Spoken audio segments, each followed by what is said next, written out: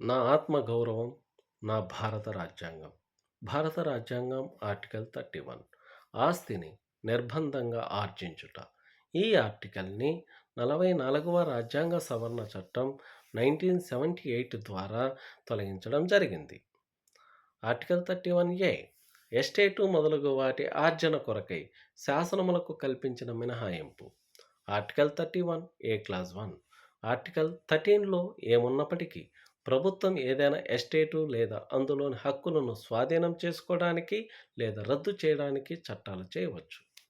ప్రజాహితం కోసం లేదా ఆస్తి సక్రమ నిర్వహణ కోసం ప్రభుత్వం తాత్కాలికంగా ఏదైనా ఆస్తి నిర్వహణ బాధ్యతను తీసుకోవచ్చు.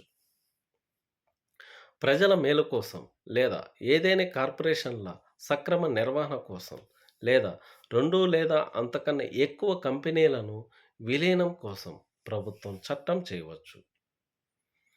కార్పొరేషన్ మేనేజింగ్ ఏజెంట్ల, కార్యదర్శుల, కోశాధికారుల మేనేజింగ్ హక్కులను లేదా కార్పొరేషన్ వాటాదారుల ఓటింగ్ హక్కులను లేకుండా చేయవచ్చు లేదా మార్పులు చేయవచ్చు.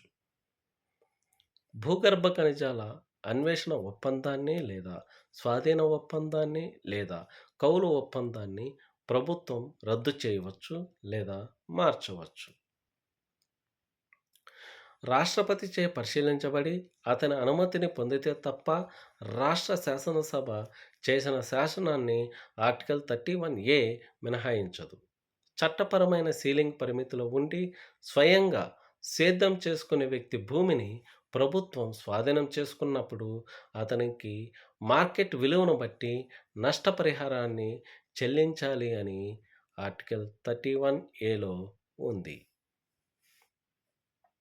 ఆర్టికల్ 31 క్లాస్ 2 ఈ ఆర్టికల్లో ఏ ఎస్టేటు అనే పదానికి అర్థం స్థానిక ప్రాంతంలోని చట్టం ప్రకారం నిర్వచించబడుతుంది లేదా దానికి భూ సంబంధిత హక్కులు మరియు భూమి కౌలు చట్టాలను అనుసరించి ఉన్న నిర్వచనాలు వర్తిస్తాయి.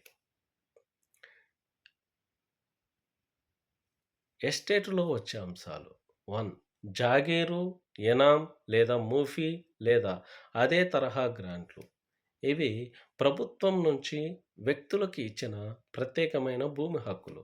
ఉదాహరణకు తమిళనాడు మరియు కేరళలో జనమం హక్కు. 2 రైతు సెటిల్మెంట్ క్రింద ఉన్న భూమి. ఇది వ్యవసాయం కోసం రైతుల దగ్గరే ఉన్న భూములు. 3 బంజరు భూమి, అటవీ భూమి, పచ్చిక బయలు భూమి, రైతులు, వ్యవసాయ కార్మికులు, గ్రామీణ కళాకారులు వసతి కోసం ఆక్రమించిన భూమి లేదా భవనాలు. కౌలుకు ఇచ్చిన భూమి.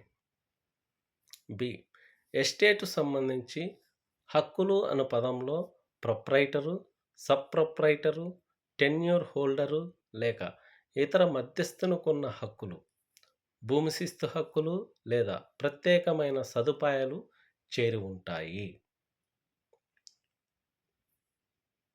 జై భీమ్, జై భారత్, జై సంవిధాన్.